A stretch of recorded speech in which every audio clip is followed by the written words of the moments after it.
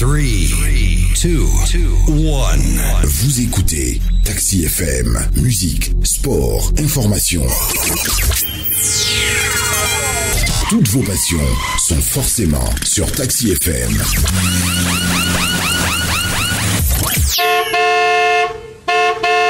Taxi Presse.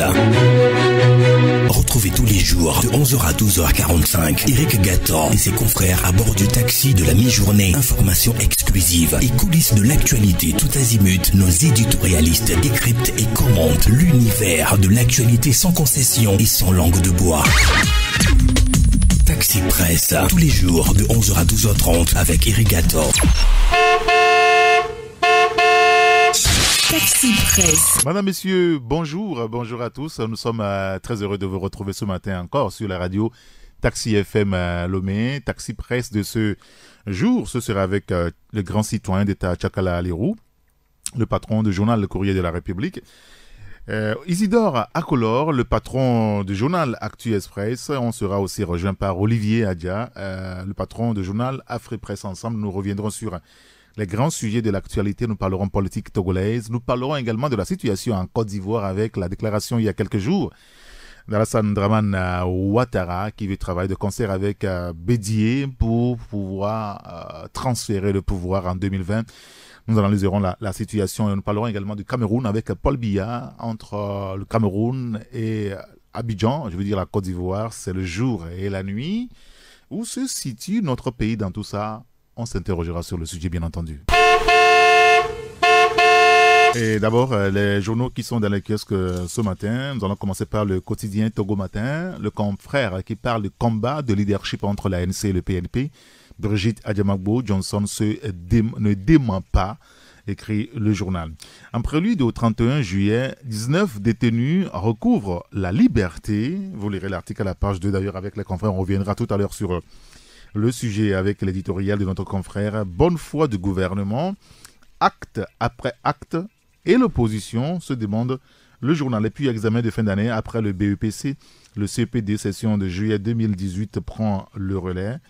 Et vous lirez l'article dans le journal. Et puis un mot du sport du foot avec cette victoire de l'AS Togoport en compétition en Ligue africaine des champions. L'équipe togolaise qui bat Mamelodi Sundowns de l'Afrique du Sud 1-0. Ça, c'est une bonne nouvelle. Vous lirez l'article dans le quotidien Togo Matin. L'autre quotidien, c'est Liberté. Dernière minute, sortie de crise politique. Une délégation de la CEDEAO attendue demain, jeudi, à Lomé. L'information que vous lirez à la page 6 du journal. Pendant ce temps, Marc Vizy, c'est lui l'ambassadeur de France au Togo, qui dit que les recommandations de la CEDEAO seront déterminantes pour le Togo. Vous lirez l'article dans le journal. Faure Gnassingbé de plus en plus seul, croit savoir liberté. Le confrère qui parle également de la coalition, de l'opposition, bien sûr. Le grand défi oublié face à l'enjeu du 31 juillet. Les détails sont à découvrir dans le quotidien Liberté. L'autre quotidien aussi dans les kiosques ce matin, c'est Forum de la semaine. Forum de la semaine qui parle des mesures d'apaisement pour une sortie de crise. Faure fait libérer 7 nouveaux détenus, 12 autres détenus mis en liberté provisoire à Mango. Vous lirez l'article dans le journal. Et puis élaboration et mise en œuvre des ODD. Le Togo partage ses expériences. Voilà, excusez-moi. Le Togo partage ses expériences avec les Nations Unies. Et le journal qui reparle également de Vizy, l'ambassadeur français. Solution pour une sortie de crise au Togo. Il n'appartient évidemment pas à la France de se prononcer sur les modalités, a-t-il déclaré. Le journal qui parle également de justice avec le maigre bilan de la Cour pénale internationale. L'article est à découvrir dans Forum de la semaine. L'hebdomadaire La Manchette qui parle de descente aux enfers. Alpha Condé, l'autre menace pour Faure Gnassingbé, croit savoir notre confrère. Le journal qui publie un entretien exclusif de Nathaniel Olympio qui déclare que les Togolais savent que les forces de sécurité et de défense peuvent également apporter leur contribution au bénéfice de la grande majorité du peuple qui appréciera leur rapport à sa juste valeur. Nathaniel Olympio qui sera l'invité de Hugues Vignon à Tikpo quand il sonnera 15h05 en temps universel. Ce mercredi, bien entendu. Et puis, diocèse de Palimé, clap de fin des cadres ressortissants de Koudjravi donnent leur version des faits. Dans un communiqué que vous lirez à la page du site du journal La Manchette. Vision d'Afrique. Ministère de l'Agriculture. Le système permanent d'enquête en difficulté à Gadazi ouvre une nouvelle vanne de révolte, écrit notre confrère. Le journal qui parle également de solidaires recommandations des facilitateurs. Le PA Fornia Singbe Santan, prend de nouvelles mesures d'apaisement politique. Vous lirez l'article dans le journal puis sorti d'album. Mokpokpo, le tout nouvel opus de Cosis dans les bacs. Et puis, écho de la tournée du PDP. Et aussi, 20 ans après sa création, la CPI joue sa survie. C'est une interrogation du confrère Vision d'Afrique qui ne manque pas de revenir sur les 7 jours d'activité de l'opposition. Le PNP se désolidarise. Un profond malaise au sein de la coalition, se demande le confrère Vision d'Afrique. On en parlera tout à l'heure avec les confrères en studio. Il y a le bi-hebdomadaire Le Libéral. Le confrère qui parle de la fièvre Lassa, qui est une fausse alerte. Le gouvernement dément. C'est à lire à la page 5. Violente manifestation politique et mesures d'apaisement, grâce présidentielle pour 7 détenus. Vous lirez l'article dans le journal de situation politique au Togo. Des commissions ou des commissaires de la CEDEAO à Lomé pour un dernier point avant le sommet. L'éditorial du confrère Sokodé, Bafilo, Mango, le PNP dans la logique du gouvernement, conclut le confrère Le Libéral ce matin. Fraternité, c'est mercredi, le journal de Joël Lega aussi dans les kiosques. À la surprise des détracteurs, la C14 apporte son soutien au PNP dans sa prudence. Et puis accident vasculaire cérébral, arrêt cardiaque, hémorragie interne, ces maladies qui souffrent du manque de matériel dans les hôpitaux publics. Agriculture, pourquoi le Togo ne mise-t-il pas sur la culture bio? C'est l'interrogation du confrère. Le journal qui revient également sur la tribune du professeur Victor Topanou, le béninois. Mettre le Camin à l'abri des parvenus, s'exclame-t-il, ce que le confrère a écrit en tout cas, en parlant de vice, entre vice et recherche de graduation sociale, l'homosexualité foncièrement rejetée par les Togolais, renseigne notre confrère Fraternité ce matin. La dépêche qui revient sur les Evala 2018, entachée par des railleries politiques. Vous lirez l'article dans le journal Évêque aussi, le président Alassane Ouattara qui s'apprête à transférer les pouvoirs à une nouvelle génération en 2020. Le journal revient sur le sujet. Et puis la crise togolaise, le gouvernement joue à l'apaisement en libérant des détenus politiques. Fort peut mieux faire en décrétant l'amnistie générale, écrit la dépêche ce matin.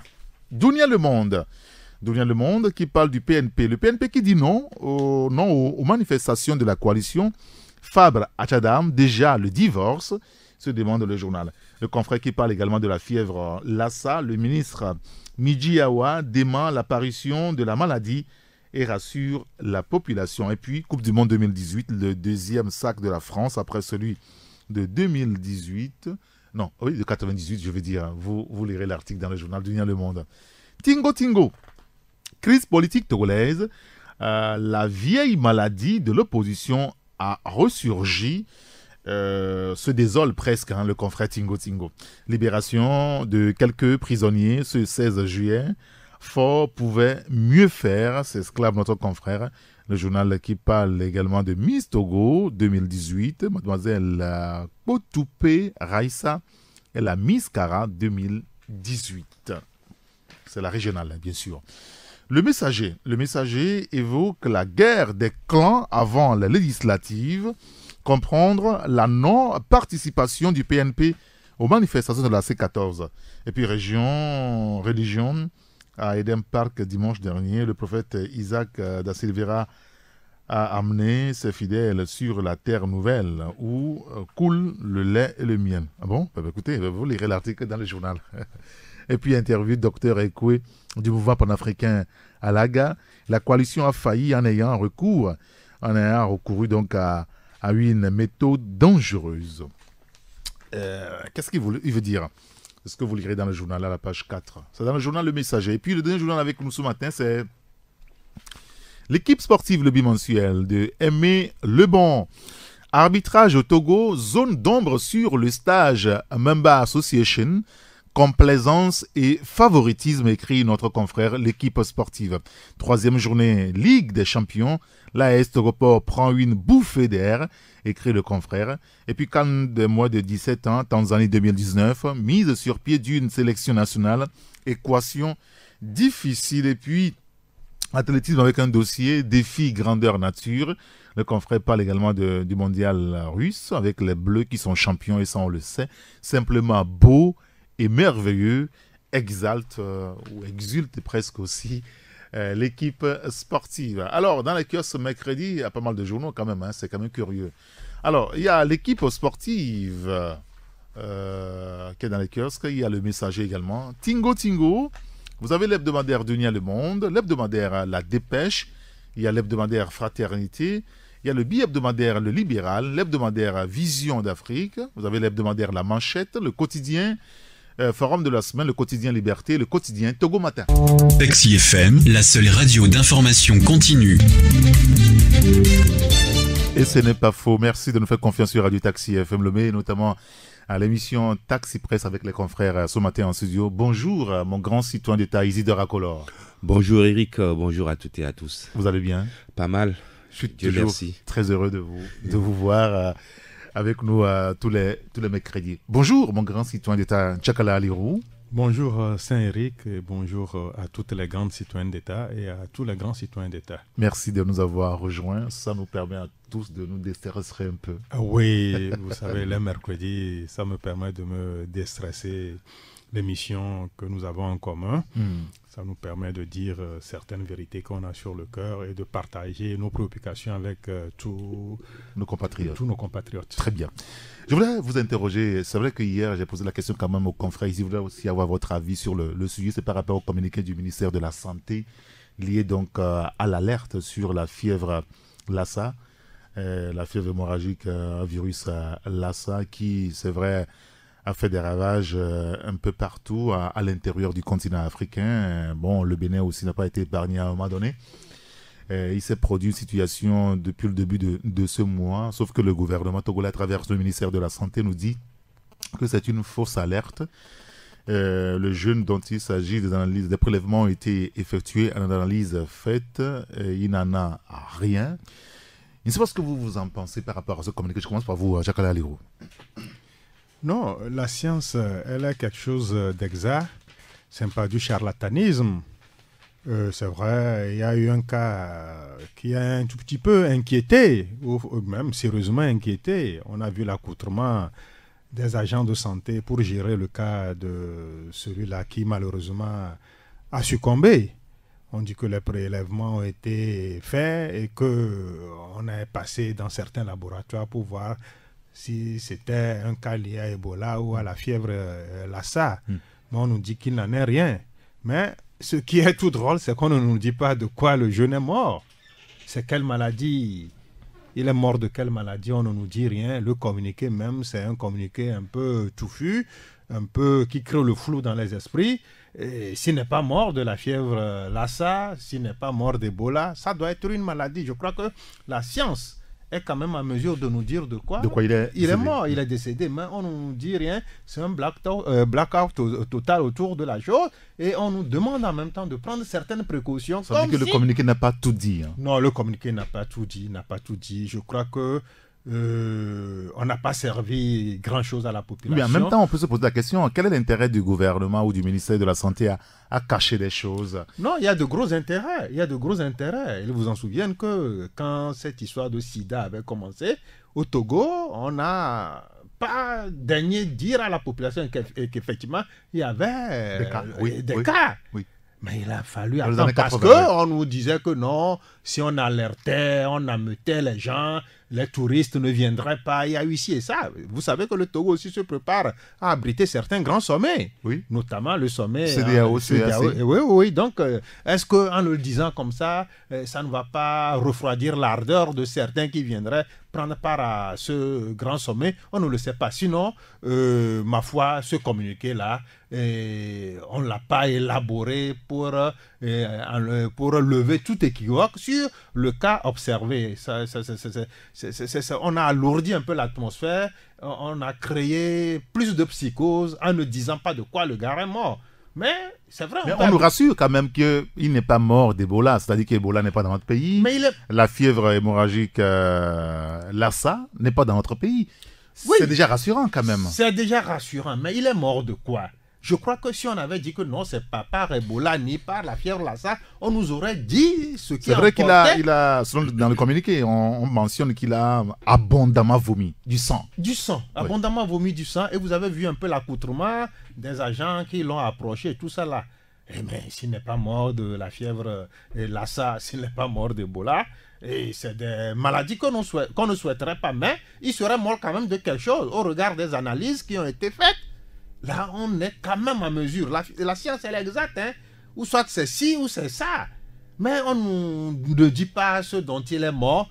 Est-ce que, bon, entre griffes, est-ce que c'est un tchakatou qu'on lui a envoyé? On ne le sait pas. Parce que Quand on vous envoie, enfin, quand on envoie tchakatou aussi, on vomit du sang abondamment. Certains disent que c'est ça, mais on ne comprend plus rien. D'accord. Et Isidore, je ne sais pas si vous partagez l'avis de Tchakala, son interrogation ou ses interrogations, mais en même temps, au niveau de la santé ou des patrons de la santé, ceux à qui nous avons confié notre santé, ils n'ont aucun intérêt à nous mentir. Ils n'ont aucun intérêt à cacher des vérités. On veut bien y croire, mais le doute persiste. Je m'aligne parfaitement sur l'analyse de mon confrère. Ça se passe toujours comme ça, hein, au risque d'ameuter la population et de faire fuir certains opérateurs économiques ou certains touristes. On cache toujours la vérité à la population. La grande interrogation, c'est ça, de quoi est mort le jeune homme, si ce n'est ni d'Ebola, ni de la fièvre hémorragique Lassa. Les symptômes sont réunis. Je me rappelle, c'est comme ça qu'un charpentier ou un menuisier était décédé, enfin, avait piqué une crise. Il vomissait du sang lorsque Ebola sévissait au niveau de Photo des Bavard. Oui, voilà. Et j'étais allé sur les lieux, j'ai fait le reportage, j'ai relaté tout. Et un communiqué est sorti que bon, rien de cela ne s'est passé. Mais selon mes recoupements, trois jours plus tard, le type était mort. De quoi est-il mort? À l'époque, rien n'avait été dit à propos. Rien n'avait été dit à propos. En principe, ça aurait été souhaitable qu'on dise que bon voilà, on a fait les analyses, il est mort de ci, il est mort de ça. Et au même moment, on nous demande de prendre des précautions, de ne pas lâcher, de ne pas lâcher prise et de prendre nos précautions, de se laver les mains avec le savon. Ce sont des signes qu'il y a aurait quelque chose. Non, ça suppose que bon, il y a des non-dits. Hein, en même temps, c'est de la responsabilité de l'autorité, n'est-ce pas, d'inviter et de sensibiliser par rapport aux problèmes, aux fléaux, aux maladies. Mais l'invite à prendre des dispositions ne veut pas dire qu'il y a ce mal qui sévit. Il n'y a jamais de fumée sans feu. Ah oui. Donc, certainement qu'il faut alerter l'opinion pour que le mal ne sévisse pas et qu'il y ait une hécatombe où, au moment où on veut fermer la morgue, qu'on soit pas en mesure de pouvoir gérer la situation. Non, les morts ont refusé de déguerpir les lieux. Allez-y faire un tour. Ils sont toujours là? Ils sont toujours là. Les morts sont toujours là. La morgue n'est pas fermée? Non, la morgue n'est pas fermée. On n'a pas levé tout. Non, c'est sûr. Allez-y, allez voir. Liberté même en Afrique, hier, dans une de ces paroles. Les morts refusaient de déguerpir. Donc voilà, ce n'est pas que nous portons à faux au niveau du communiqué pondu par le ministère, mais il y a des interrogations, il y a des non-dits. Et il aurait été souhaitable qu'on nous dise que voilà, il est mort de telle maladie, et dans les symptômes poussent à nous faire croire que ce n'est pas la fièvre hémorragique, mais vomir du sang. Tout porte à croire qu'il s'agit soit de l'Ebola, soit de virus Lassa. Très bien, monsieur. Merci beaucoup. Quelque chose à dire en 30 secondes? Non, je n'ai rien à dire, mais le communiqué, il est flou. On peut l'améliorer et rassurer la population en disant que, bon, voilà, après les analyses, voilà ce qui a été révélé. Bon, mais on ne nous dit pas cela, on nous dit de prendre des précautions. C'est déjà quelque chose de rassurant, mais on est encore... sur notre soif. Sur notre soif. On se pose plein d'interrogations. Messieurs, merci beaucoup. Nous parlons politique avec l'annonce faite hier par la direction de la communication de la présidence de la République. 2 semaines déjà après la tenue du sommet de la CEDEAO. Je veux dire les facilitateurs qui étaient à Lomé le 27 juin dernier. Des recommandations avaient été formulées. Visiblement, le chef de l'État semble adhérer à ces recommandations en annonçant la libération de certains détenus. On parle de remise de peine pour 7 personnes à la prison civile de Lomé et 12 autres qui sont provisoirement libérés à la prison civile de Mango. C'est une façon de décrisper, à votre avis aussi, Isidore, le climat politique un petit peu tendu. C'est un petit pas. Mais moi, vous parlez de petit pas? Oui, c'est un petit pas. Un pas quand même. Un pas quand même, mais c'est un petit pas. On a demandé de libérer tous les détenus politiques. Et c'est ce que le communiqué avait recommandé. Et on a attendu pratiquement 2 ou 3 semaines avant qu'on ne fasse ce petit pas. Et on dit remise de peine, grâce présidentielle. Mais à ce que je sache, la grâce présidentielle, c'est le détenu qui la demande. Pas forcément. Si.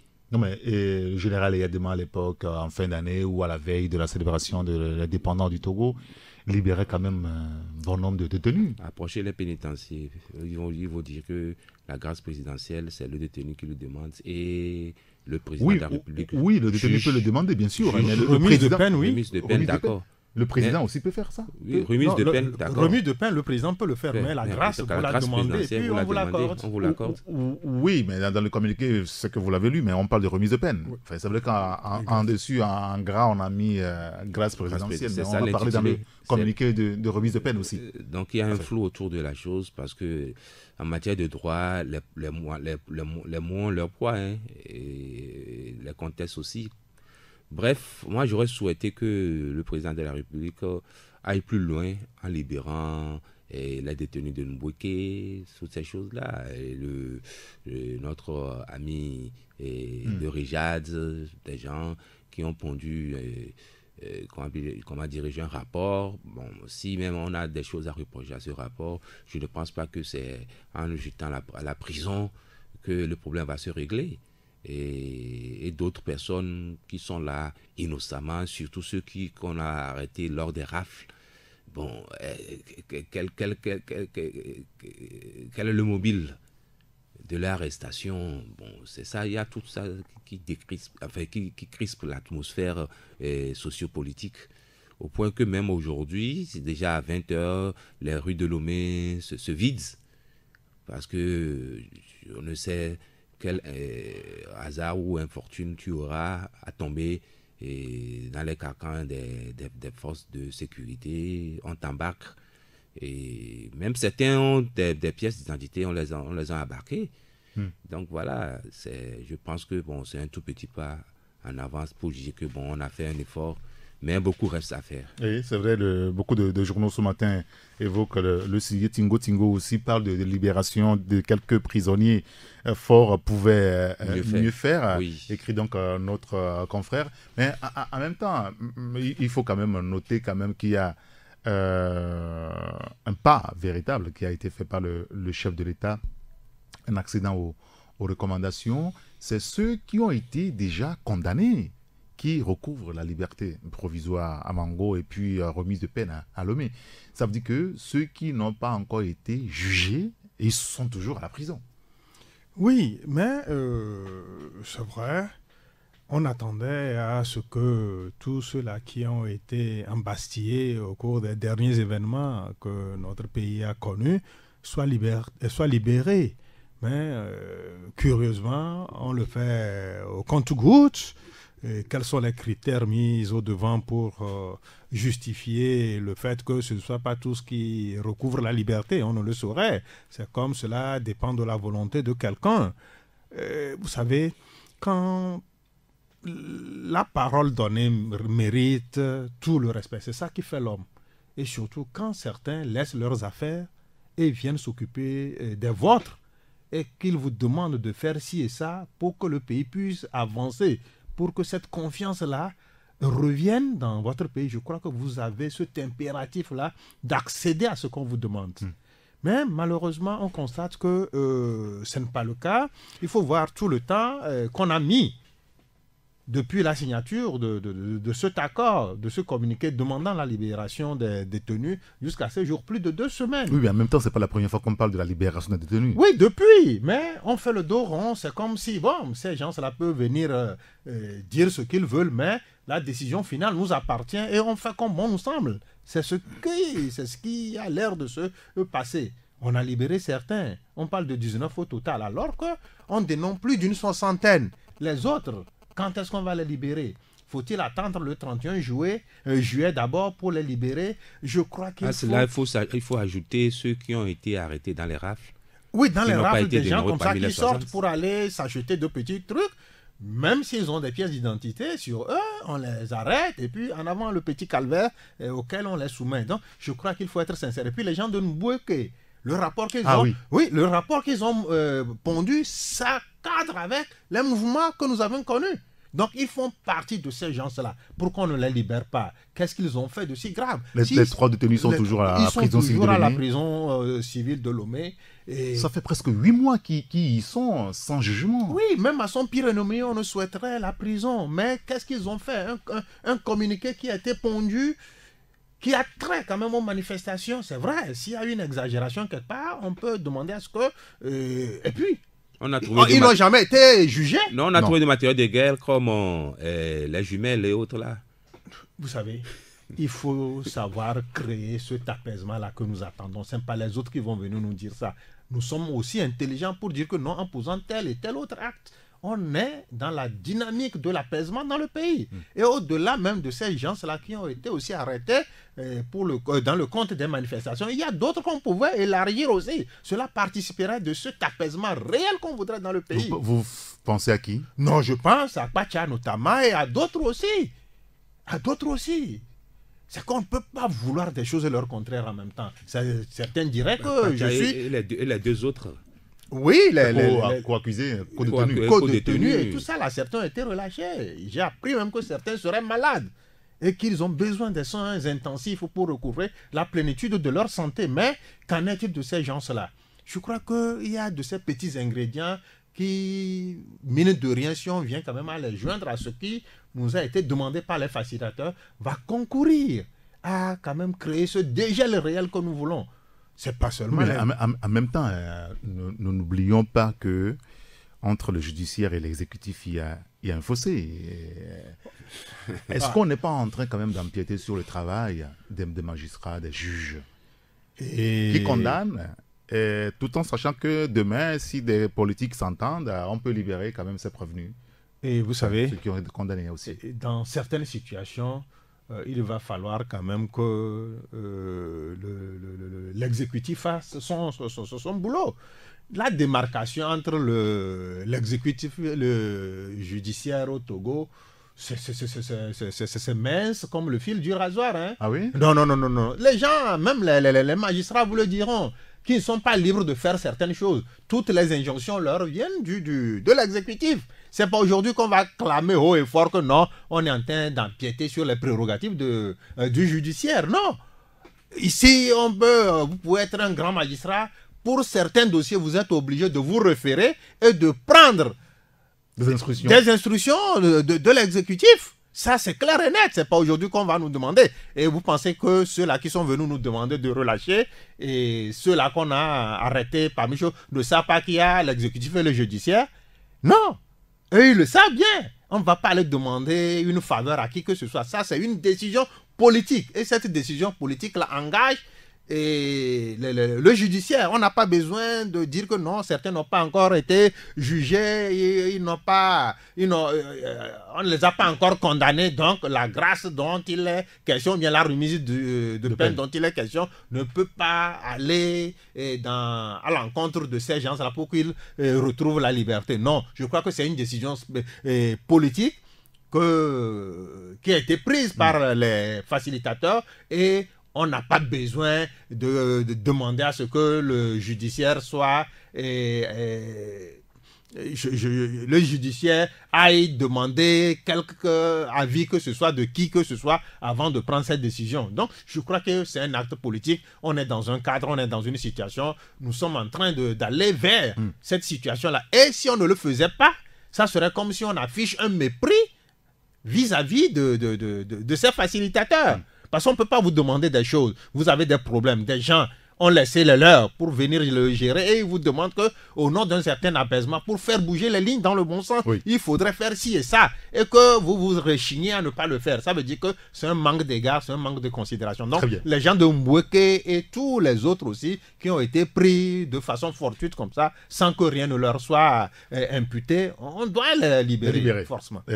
Isidore Akola. Non, la séparation du pouvoir n'est pas une réalité au Togo.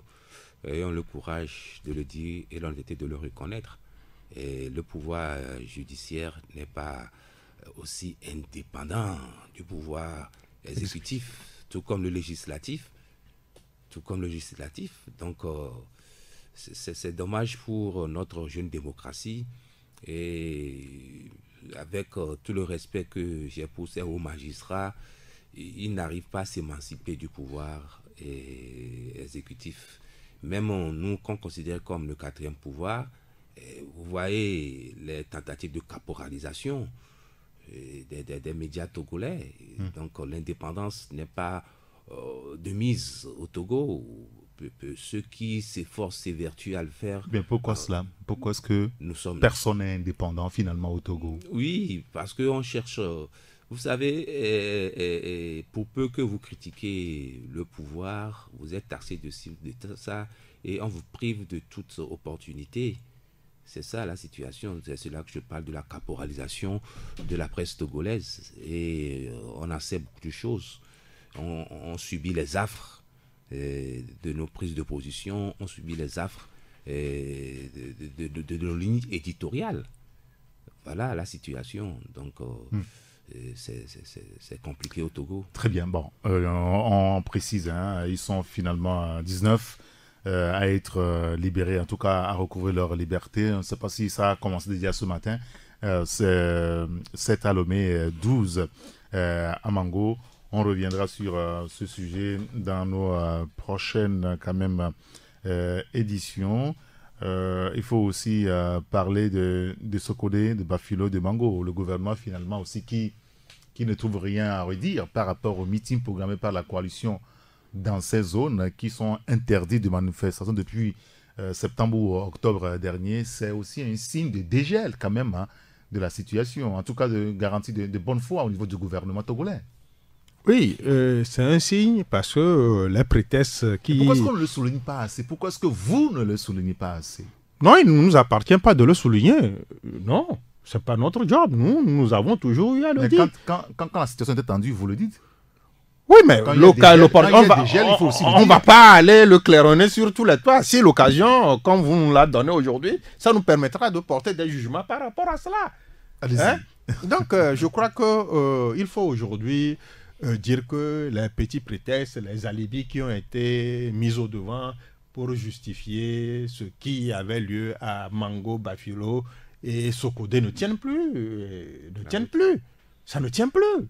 On dit que les armes sont disparus. On dit aussi qu'il y a eu ci et ça. Mais aujourd'hui, au fil des jours, des semaines, on se rend compte que ça ne tient pas à partir du moment où on interdit à certains, mais d'autres arrive aussi à faire des meetings dans ces mêmes localités. Le chef de l'État, c'est la personne qui mérite toutes les attentions, toutes les formes de sécurité doivent être entourées, lui doivent être mises pour que quand il sillonne une région, on puisse dire que non. en sécurité, bien sûr. Oui. Mais il allait à Mango, que ce soit Barco, oui, c'est toujours Mango. Il allait à Sokodé. Il allait à Sokodé et la dernière fois, il allait à Bafilo. Pour autant, bon, les mêmes armes circuleraient. Donc ça veut dire que, vu ce qui avait prévalu dans ces 3 localités, ça avait un peu marqué les esprits. Donc surtout, il n'y avait plus de raison. Il n'y avait plus de raison d'arrêter. Et si les gens ont décidé d'aller prendre contact avec les populations, c'est de bon aloi.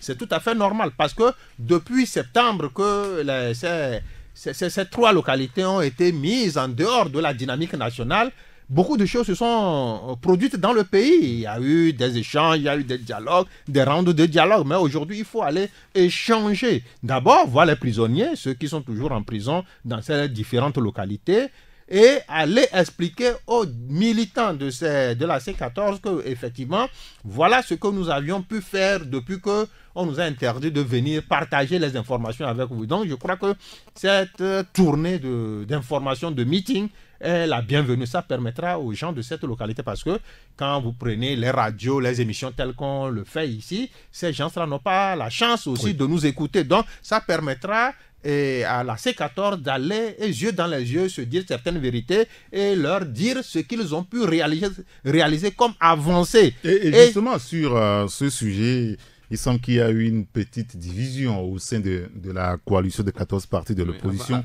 Avant d'en arriver, je peux placer un mot sur la bonne foi dont vous semblez présumer. Vous ne voyez pas de la bonne foi au niveau du gouvernement? Mais ce serait à l'aune de cette tournée. On va voir jusqu'à la fin de la tournée s'il n'y aura pas des empêchements. Même la prison civile de Kara a été interdite à la C14. De visite? De visite. La prison? La prison. Ils ont voulu, lors d'une de leurs tournées, visiter les prisonniers là-bas. On leur a opposé une fin de non-recevoir. Et parmi les villes même interdites, il faut aussi inclure le Kara. Et c'est à l'aune de cette tournée que... Comment Kara est une ville interdite? Mais à Tchadam, on avait eu à faire les frais, et professeur Loulou en avait eu à faire les frais, et d'autres encore. Donc, je pense que... non, est-ce que franchement, est-ce que ça suffit pour dire que c'est une cité interdite, comme certains l'avaient dit, une cité imprenable pour d'autres? Mais pourquoi ne pas laisser les autres manifester ou faire une manifestation? C'est la question qu'il faut se poser. Donc, et toute manifestation de l'opposition est devenue l'épouvantail du pouvoir. Et je ne sais de quoi ont-ils peur, mais si vous voulez que les partis politiques puissent exercer leur mission d'informer, de former les populations, laissez-les faire leurs activités. C'est dans la droite ligne de leur rôle régalien. Alors, y a-t-il aujourd'hui un divorce prononcé entre Jean-Pierre Fabre et Salifou Tikpi à Tchadam? On apprend depuis quelques semaines, quelques jours, je veux dire, quelques jours, pas quelques semaines, quelques jours que, bon, voilà, par rapport au meeting de sensibilisation, au niveau de la coalition, ils ne sont pas parvenus à accorder leur violon. Est-ce que c'est l'expression quand même d'un malaise qui existerait au sein de cette famille-là? Djakala Aligo. Non, moi je ne parlerai pas de malaise. Je ne suis pas de la C14, je ne suis membre d'aucun parti politique. Moi je me dis que c'est tout à fait normal. Dans une entité hétéroclite faite de différents partis, il y a des fois où on ne s'entend pas sur la conduite à tenir par rapport à une situation donnée. Et ce que les gens sont en train d'appeler malaise participe de ça. ils ne vont pas s'entendre surtout, et ce n'est pas la première fois. Entre-temps, le PNP avait voulu qu'il y ait une manifestation, d'autres avaient dit que non, ils ne vont pas manifester. Je ne sais pas pourquoi cette histoire du PNP de ne pas s'associer au meeting a fait ressurgir certaines idées qui voudraient qu'on dise que bon, c'est le PNP, il y a une question de leadership entre le PNP et l'ANC et que les deux ne s'entendent pas. Jusqu'alors, on parle de la C14. Le PNP n'a pas quitté le regroupement. Ils y sont. Et d'ailleurs, des membres les plus influents de la C14 ont apporté leur soutien au PNP en disant qu'ils comprennent les raisons pour lesquelles. Parce que comme le confrère Fraternité l'a écrit ce matin, la C14 apporte son soutien au PNP dans sa prudence. Absolument. Des gens ont été taxés de ci et de ça. Et sûrement que le PNP a des informations utiles. Maintenant, à qui le collier sera-t-il mis au cou, comme le disait hier Joël Lega? C'est bien. Le gars, c'est par prudence. Parce qu'un parti, nous sommes en train d'acheminer vers une date capitale pour notre pays. Le 31 juillet. Et puis, dans les différents états-majors, il va falloir être extrêmement prudent. Donc, ceux-là, je crois que le PNP est en train de marquer des pas de prudence en ne voulant pas s'associer à X et Y pour que, au cas où il y aurait... Si on puisse lui dire que, ah tiens, nous avons toujours claironné, nous avons toujours dit haut et fort que le PNP a de fortes colorations djihadistes ou terroristes. Maintenant, ces gens l'ont compris peut-être et ils ont anticipé en ne s'associant pas à la chose. Ça ne veut pas dire qu'ils sortent de la C14. D'ailleurs, le soutien apporté... Ils sont dans la logique du gouvernement. Ils sont toujours dans la logique du gouvernement. De ne pas manifester, de ne pas faire quoi que ce soit avant le 31 juillet. Non, pas forcément dans la logique du gouvernement, dans leur logique, qui ne voudrait pas qu'on leur impute certaines responsabilités au cas où. C'est tout. Ils ne sont pas dans la logique du gouvernement, ils sont dans leur propre logique. Cette logique-là qui voudrait qu'ils doivent être prudents au regard de toutes les intentions qu'on leur prêterait au cas où ils auraient ci et ça. Donc, mais pour autant, ils soutiennent la manifestation, mais ils ne veulent pas prendre part à ça. Et les autres membres de la coalition les ont compris comme tels et ils ont dit qu'ils sont solidaires de la C14 et du PNP. Très bien. Isidore Akolor, quelle est votre analyse sur ce sujet-là? C'est pratiquement la même analyse. D'accord. Oui, puisque bon, il ne faudrait pas polémiquer là où il n'y a même pas de polémique. Et si le PNP veut échapper à une campagne de diabolisation, mais il est dans son droit. Et il a tout dernièrement fait l'objet de railleries. On n'a pas dit Fab Zewa, on n'a pas dit Adjamagbo Zewa.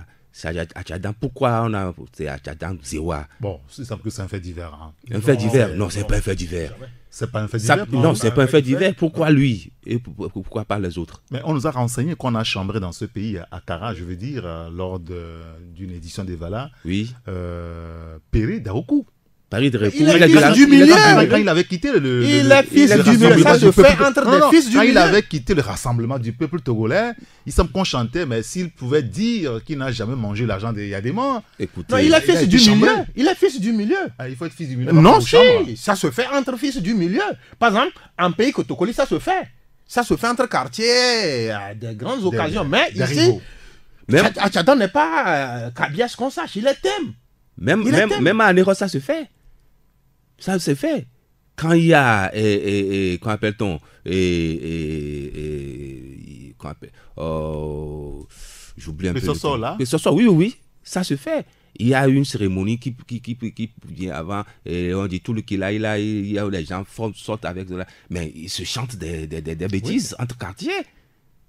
Ça se fait entre les gens du si ça se fait, ça veut dire que c'est un fait banal. Non, là où ça fait mal, c'est que Adjadan n'est pas dans l'arène. Il n'est pas, il n'est pas fils du milieu. Il n'est pas fils du milieu, il n'appartient à aucun clan du milieu ou à aucun canton. Alors le débat a été clôturé puisque le parti PNP a dit que c'est un non-événement pour lui. Bon, je sais que c'est politique, mais vous avez vu que toutes les commentaires qui ont eu autour de ça. Donc, bref, c'est que, bon, je comprends la position du PNP. Mais par contre, c'est là où ça a créé un peu de comment dirais-je, de polémique, où c'est le fait d'avoir pondu un communiqué pour cette fois-ci dire qu'ils se désolidarisent. Oui, mais qui? Le PNP. Lors de leur rencontre de dimanche ou de samedi. Oui, oui. Et c'est ça que, bon, c'est une aubaine pour ceux qui veulent voir la C14 voler en éclats. Ils en ont fait leur chou gras. C'est ça. Mais à y voir clair, je ne pense pas qu'il y ait un problème autour de ça. Maintenant, c'est à l'aune qu'on va voir, c'est à l'œuvre qu'on connaît l'artisan. Est-ce que ce que redoutait le PNP va se produire ou pas? Si ça se produisait, alors là... Qu'un piège soit tendu sur le terrain, par exemple. Oui, que bon, ils ont des informations sur lesquelles on va provoquer des troubles et leur coller ça. Donc, et c'est pourquoi ils se dissocient. Ça se comprend. Mais au même moment, moi, je pense que la tournée vaut son pesant d'or. Dans la mesure où ils ont... Est-ce qu'il n'y a pas une guerre de leadership réelle au niveau de la C14? Ça peut exister, je ne saurais le dire. Ça peut exister. Dans tout regroupement, il y a toujours une locomotive et des wagons. Parce que le confrère Tingo dit quelque chose de fondamental ce matin en parlant de la vieille maladie de l'opposition qui ressurgit. Je ne vais pas jusque-là. Si je peux terminer mon analyse...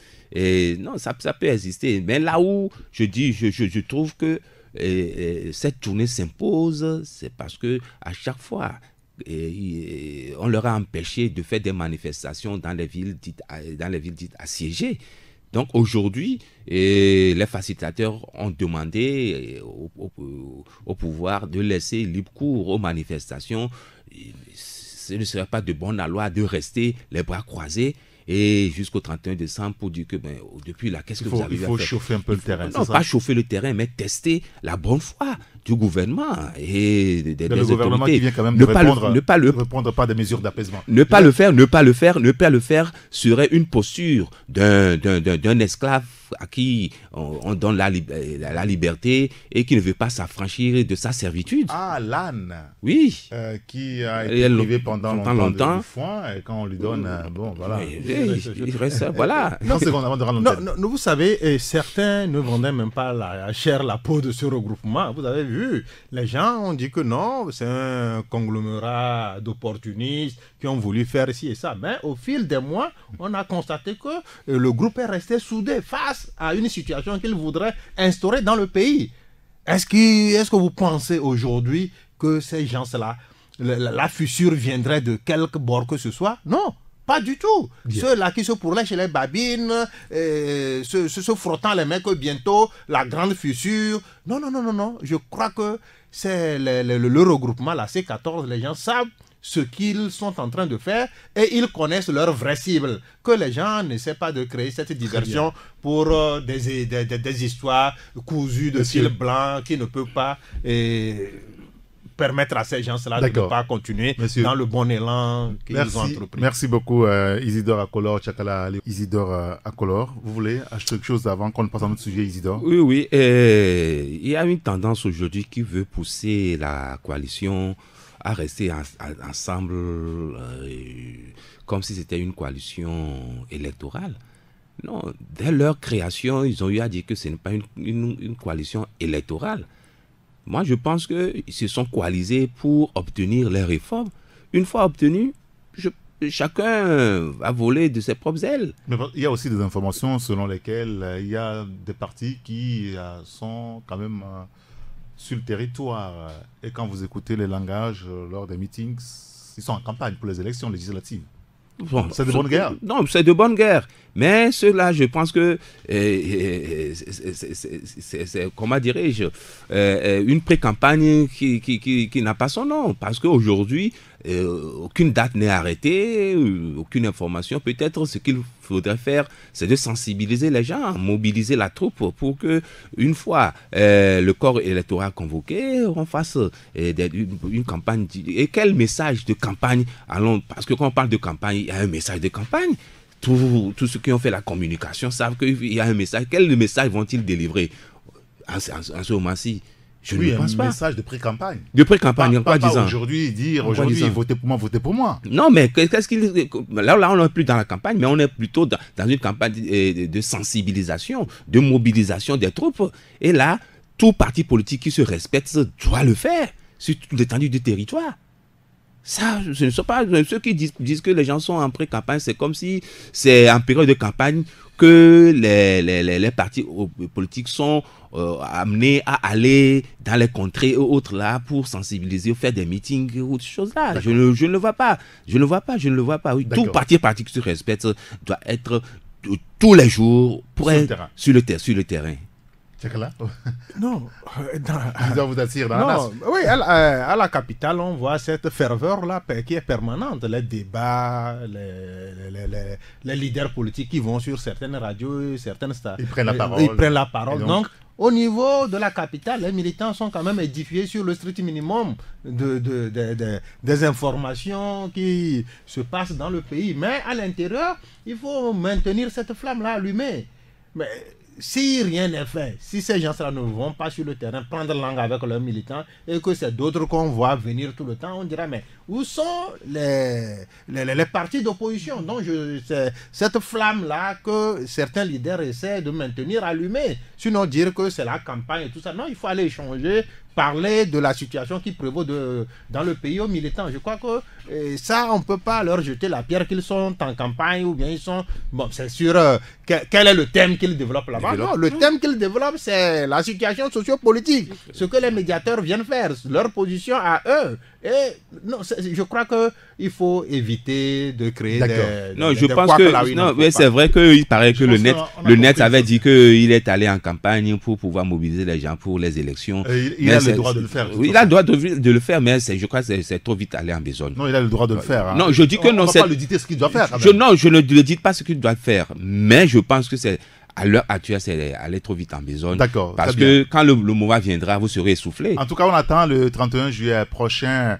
On attend la feuille de route de la CEDEAO. Il y a quand même cette sortie de l'ambassadeur de France au Togo que relaient beaucoup de nos confrères. Il y a le quotidien Liberté qui en parle ce matin où Monsieur Vizy dit qu'il n'appartient évidemment pas à la France de se prononcer sur les modalités. Dans le quotidien Liberté, autre séquence... autre morceau choisi, c'est ce qu'on dit. Les recommandations de la CEDEAO seront déterminantes pour le Togo et nous tous nous attendons. Et le confrère Liberté nous apprend aussi que, eh bien, il y a une délégation de la CEDEAO qui est attendue à Lomé demain, jeudi. Et donc, on suivra tout cela de près. Ça nous amène à parler de la Côte d'Ivoire. La Côte d'Ivoire avec Alassane Dramane Ouattara qui a fait le buzz il y a quelques mois quand il dit qu'il pourra être candidat en 2020. Il y a beaucoup de commentaires, d'ailleurs on a fait des plateaux ici sur le sujet. Alors lundi dernier, il y a 3 jours aujourd'hui, il semble revenir sur sa première déclaration. En tout cas, il dit que par rapport à la jeunesse, et il donne l'exemple d'Emmanuel Macron, 40 ans, président en France, il va falloir faire confiance à la jeunesse, a déclaré le président ivoirien. Le confrère La Dépêche aussi a trouvé intéressant de revenir sur le sujet ce matin en écrivant que le président Alassane Ouattara s'apprête à transférer les pouvoirs à une nouvelle génération en 2020. Il a dit qu'il veut travailler de concert avec le président Bédié pour qu'ensemble en 2020, il transfère le pouvoir. Comment est-ce que vous analysez cela aujourd'hui, Tchakala? Après, je donne la parole à Isidore. Non, d'abord, je dirais que je reste constant par rapport à ma position suite à la toute première déclaration du président Ouattara. Oui. J'ai dit que non, c'est une blague et il ne va pas se représenter pour un 3e mandat. Oui.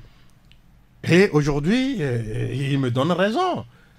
Il ne peut pas, vu le contexte. Donc la première annonce a été faite en réalité pour calmer quand même sa base. Oui, il y avait trop de lieutenants derrière. Qui se battaient. Oui, pour la présidence. Donc il a essayé de mettre de l'ordre et maintenant il allait à la juste information. Et cette juste information, c'est de passer le témoin à quelqu'un d'autre et pas à n'importe qui, à une nouvelle génération de politiques. Ceux-là qui pensaient que non, ça serait un échange de témoins entre lui et Bédié, il a été très clair. Ni lui, ni Bédié ne sera le prochain président de la Côte d'Ivoire. Mais à une autre race de politique. Le président de l'Assemblée nationale, par exemple, Guillaume Soro. Non, il n'est pas... Il a aussi dit quelque chose que non, ils feront tout pour transférer. Ça ne se transfère pas comme cela.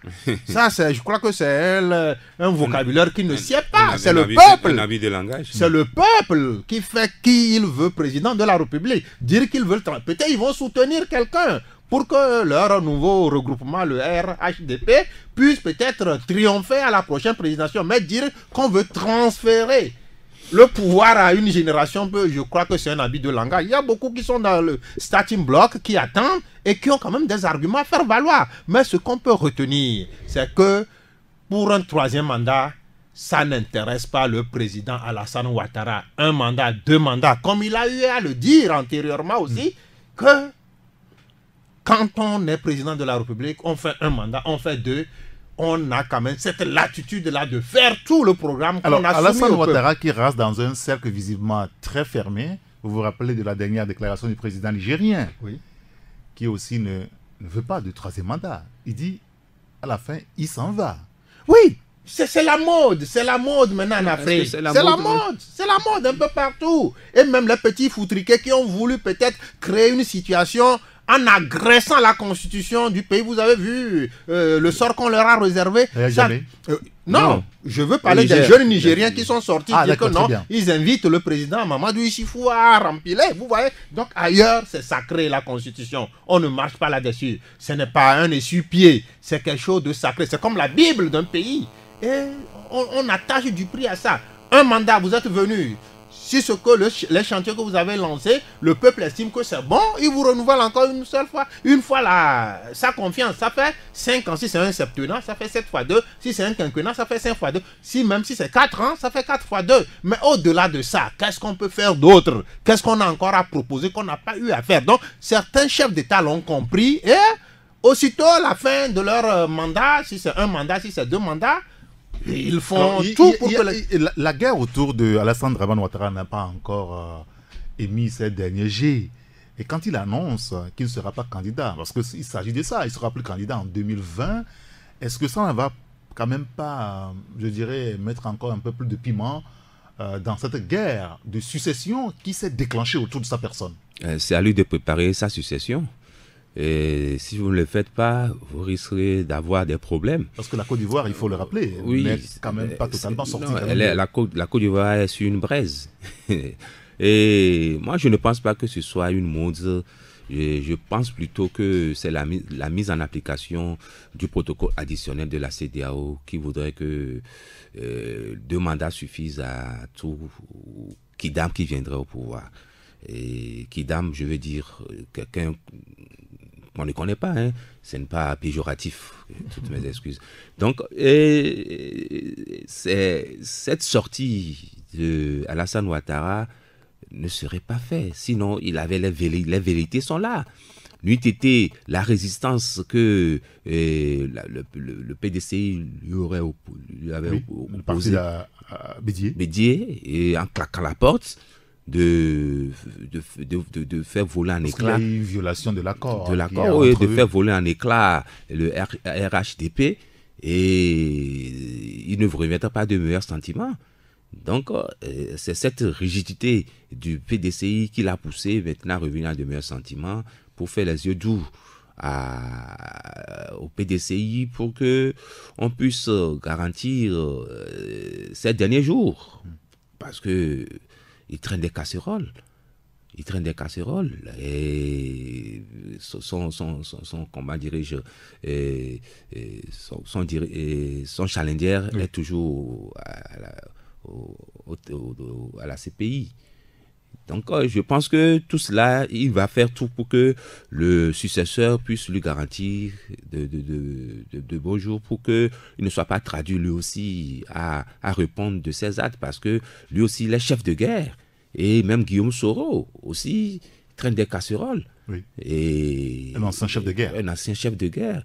Et quand vous analysez bien les choses, vous voyez que le PDCI se repositionne, dit que bon, il faut un retour à l'ascenseur pour que ce soit un des leurs qui puisse être représenté par le regroupement. Si il y a le parti unifié tant voulu par Alassane Ouattara.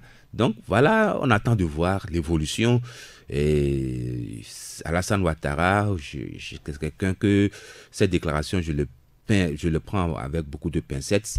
Il peut nous faire volte-face du jour au lendemain. Ah oui, oui, il est capable. Il est capable. Oui, on est encore à une année. Une année et demie. À une année et demie. Est-ce que ce n'est pas une stratégie pour faire venir le PDCI pour que ce parti unifié tant rêvé puisse naître et après on verra.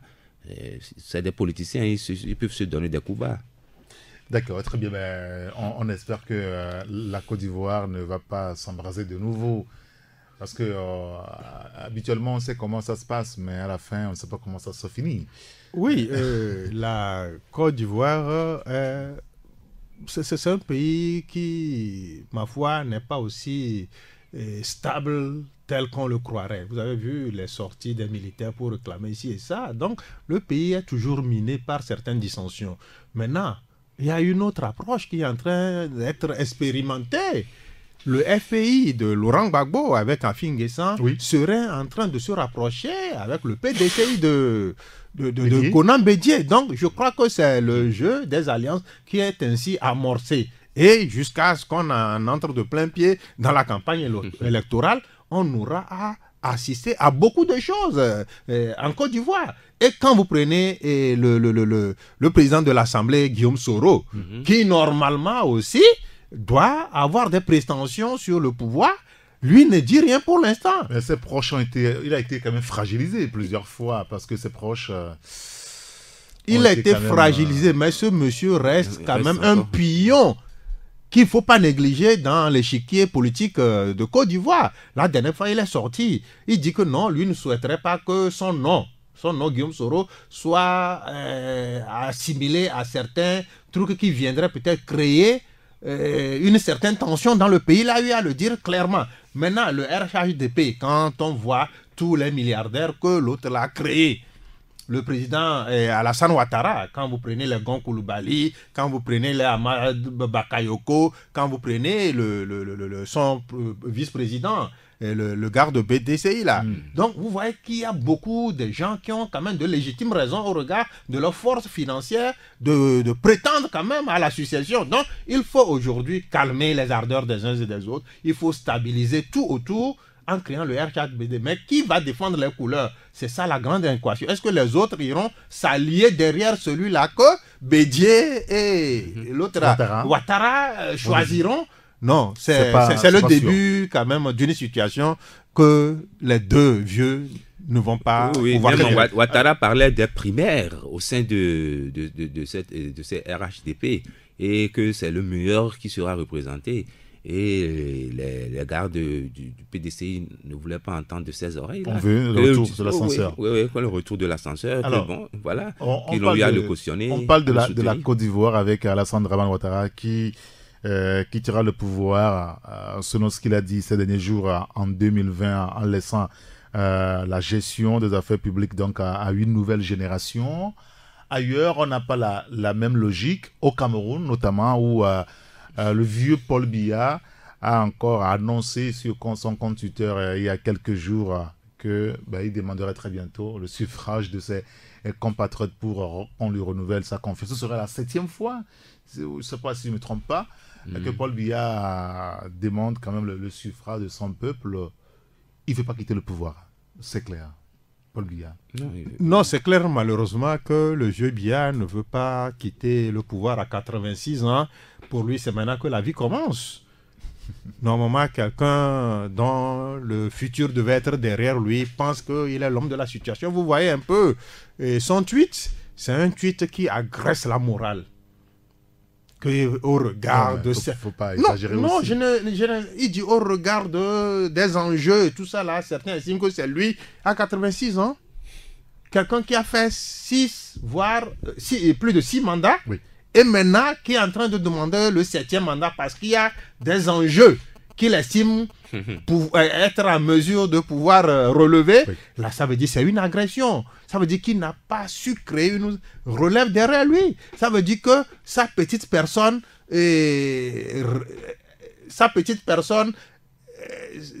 est au cœur de toute une dynamique nationale. Oui, mais en même temps, ça voudrait aussi dire que ce n'est pas Paul Biya en réalité lui-même qui veut quand même demander ou briguer le suffrage. Il dit dans le tweet que j'accepte de répondre favorablement à vos appels pressants. Mais vous voulez qu'il dise quoi? Vous voulez qu'il dise quoi? C'est le propre des potentats, c'est le propre des dictateurs. On a connu des situations ici. J'étais tout petit à l'époque, j'étais à la maternelle dans les années 76 vous ou vous rappelez 77 là. Miledia Mereko, tout ça là, j'étais tout petit et puis j'étais ahuri parce que après la montée des couleurs, on nous mettait à genoux et on suppliait, il y avait un chant Mingba Dassi de tout ça là, j'ai assisté. Donc c'est le propre des dictateurs, une façon de s'affranchir. J'avais le regard torve. Je dis, mais qu'est-ce qui se passe? Parce que tout le temps, quand on lève les couleurs, on chante l'hymne, on va en classe, mais on nous met à genoux pendant une bonne dizaine de minutes. On suppliait quelqu'un que je ne connaissais pas à l'époque. Donc, c'est ça que Paul Biya a essayé de faire. Donc, personne n'a demandé à Paul Biya. Peut-être c'est ces groupes d'intérêt. C'est ces groupes d'intérêt, ceux-là qui sont en train de piller le pays. Et vous voyez dans quel état le vieux président a mis la Côte d'Ivoire. Le Cameroun, il n'y a plus cette union-là. Les gens se lèvent, il y a des images qui ont circulé, mais on a beau tenter de démentir cela, mais ça ne marche pas. Les gens sont allés exterminer certaines qui crient leur ras-le-bol, qui veulent une certaine autonomie parce que le développement du pays n'est pas le même. Ailleurs, on développe, ailleurs, on ne le développe pas. Et que c'est les mêmes gourous qui ont pris d'assaut la Côte et le Cameroun. Un président élu de son pays qui passe le clair de son temps à l'extérieur. En Suisse Ou en Espagne. Et quand il revient, peut-être c'est pour un mois et il repart. Et ce type-là va dire que son peuple, certains lui demandent de venir parce qu'il y a des enjeux et que c'est sur lui que le choix va être porté. Quand même qu'on arrête d'agresser les gens à 86 ans. Bon, il veut être juste candidat, ça ne veut pas dire qu'il sera même président. Il ne faut pas qu'il trouve des boucs émissaires pour justifier sa boulimie du pouvoir. Isidore Akola. Non, moi ça ne me trompe pas et ça ne trompe même pas les Camerounais.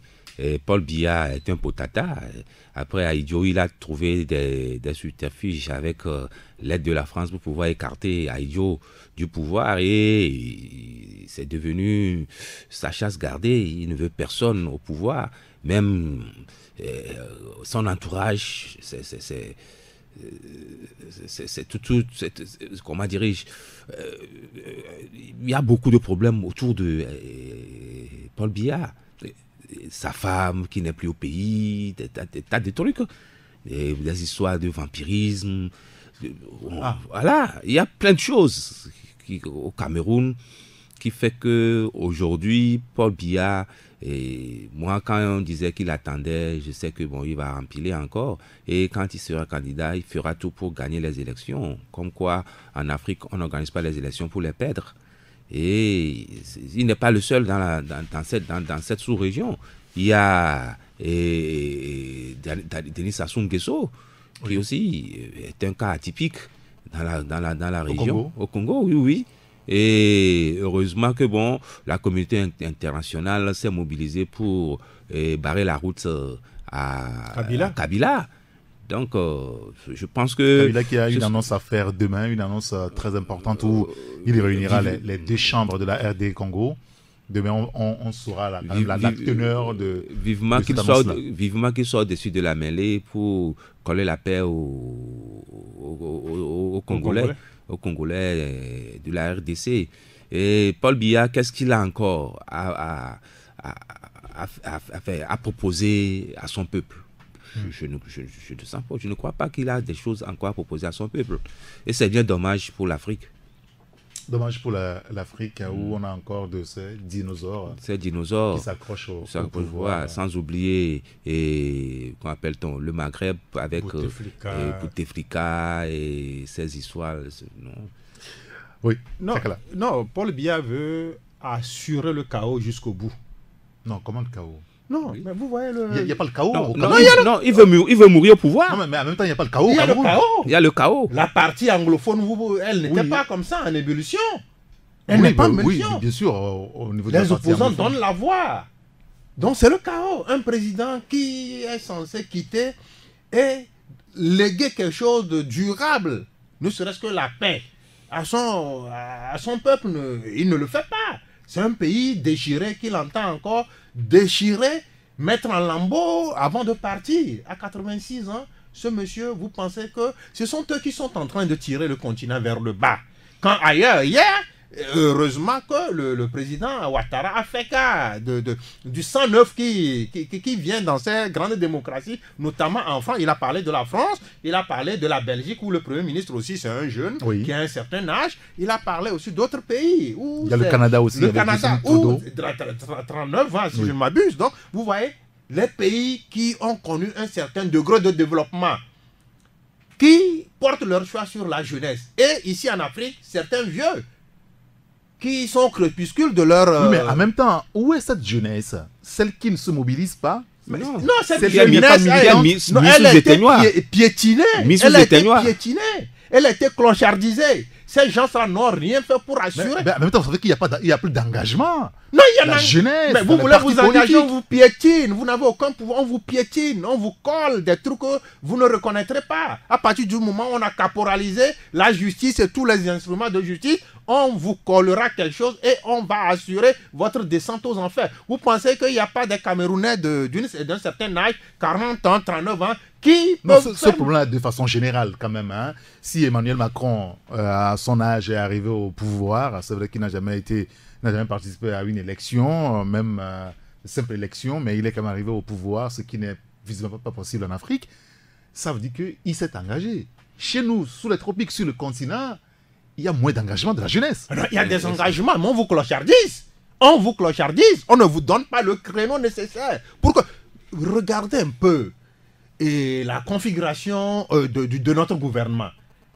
Certains avaient créé que non, avec UNIR, il y aura ci et ça. Mais qui sont ceux-là qui tiennent les câbles jusqu'à présent? On voit autour du chef de l'État l'ancienne garde qui a servi son papa. Ça veut dire qu'il n'y a pas de jeunes. C'est un peu de saupoudrage. On prend les Malik Nachaba pour essayer de faire du neuf alors que c'est les anciens qui tiennent les câbles. Et dans cette atmosphère, vous pensez que les jeunes peuvent avoir leur mot à dire? Non, pas du tout. La dernière fois au congrès du UNIR, il y a quels jeunes qu'on a mandatés comme président de telle localité? Non, c'est des gens d'un certain âge. Les jeunes aussi, ils ont quand même leur structure. Si vous voulez. Non, c'est dommage que le Cameroun traîne encore les pas. Cette situation a été décriée par Mongo Betty dans le dernier des empires. Et on croyait que c'était Amadou Ahidjo qui était le potentat et que les choses allaient changer avec l'arrivée de Paul Biya, mais ça s'empire. Et c'est en cela que je me dis que nous les Africains, non, il y a des gens, il y a des intellectuels, il y a des gens qui sont en avant sur leur époque. Mais c'est dommage que nos dirigeants n'arrivent pas à être au-dessus de la mêlée, à être à la hauteur de la tâche qui leur est dévolue. Et c'est par où se trouve encore Alessandre Bidi, pour avoir prédit ce qui devait arriver à son pays. En tout cas, le Cameroun, aujourd'hui, il y a une bonne partie, sinon une grande partie qui vit quand même mieux. Ils ne se plaignent pas trop. Non, ils ne se plaignent pas trop comment. Moi, je suis allé au Cameroun. J'ai vécu, ne serait-ce qu'une dizaine de jours là-bas, mais il y a des choses qui se passent là-bas. C'est pas le paradis. Le seul bonheur, c'est que la nature a été clémente, la production agricole, on mange à vil prix là-bas. Oui, c'est tout. C'est ce que je dis. Mais c'est ce que je dis. Maintenant, la place de la jeunesse. Si après plusieurs années d'indépendance, la jeunesse ne peut pas avoir son mot à dire et que c'est toujours ces vieux qui vont tenir les câbles solidement, même et ne voulant pas les lâcher, cherchent des trucs pour noyer la jeunesse. Là, je me dis que le bonheur dont vous parlez, c'est pas ça, c'est pas manger, avoir un ventre ballonné, mais il faut aussi que ceux-là qui sont allés à l'école puissent aussi faire leurs preuves sur le terrain en leur confiant des charges. On refuse de le faire parce que l'insatiabilité, la boulimie du pouvoir, pour ces vieux-là, on ne saurait le mesurer. Monsieur, merci beaucoup. On va s'arrêter là. On nous signale qu'il y a un petit problème ce matin par rapport à l'examen du CEPD sur l'ensemble du territoire national. Un problème d'enveloppe pour l'épreuve de problème qu'on a confondu avec l'histoire-géographie. Ah bon? Alors, ce matin où les élèves devaient composer en histoire-géographie, au lieu d'amener ou d'apporter les épreuves de histoire-géographie, on a plutôt retrouvé l'épreuve de problème. Et donc, c'est une confusion totale au niveau des inspecteurs où les chefs centres étaient jusqu'à 12h30 vers midi tout à l'heure, encore à l'inspection. Et ce n'est qu'à midi que les épreuves vont être redéployées sur le terrain. Les élèves qui doivent quand même finir l'épreuve de l'histoire-géographie à 11h30 jusqu'à midi sont toujours dans les salles d'examen sans les épreuves. J'espère que tout est rentré dans l'ordre à l'heure où nous parlons. Non, vous n'êtes pas rentré dans l'ordre. C'est un traumatisme. C'est des enfants. Quand vous voyez un peu l'âge des enfants au niveau du CM2, il y a des gens qui ont 8 ans. 8 ans. Donc ça veut dire qu'on est en train de les torturer. Pas volontairement, il y a une erreur. Non, mais pourquoi faire cette erreur? C'est un examen. C'est un examen. On doit prendre toutes les dispositions qui s'imposent. Des enfants qui sont censés quitter les cours et aller déjeuner à 11h30 sont en classe jusqu'alors, bientôt 13h. Ils n'ont pas encore commencé le procès. C'est une torture. Ou soit on annule et on cherche une autre date pour composer dans cette matière. Mais c'est un traumatisme pour ces enfants. Et c'est leur premier examen de leur vie. Et ils racontent ces choses-là. Il ne faut pas blaguer avec la vie des enfants comme ça. Monsieur, merci beaucoup. Je ne demandais pas en réalité votre réaction, mais bon, c'est une information que... Non, merci Isidore Akolor. C'est inadmissible. Je rappelle que c'est vous le patron du journal Actu Express, le grand citoyen d'État Tchakala Aliro, le patron du journal Courrier de la République. Merci beaucoup Jack Prosper. Merci à vous tous qui nous avez suivis sur Radio Taxi FM. Taxi Presse vous retrouve demain à la même heure. Appelez-moi Saint-Rigator. À demain. Sur Taxi FM, l'info roule.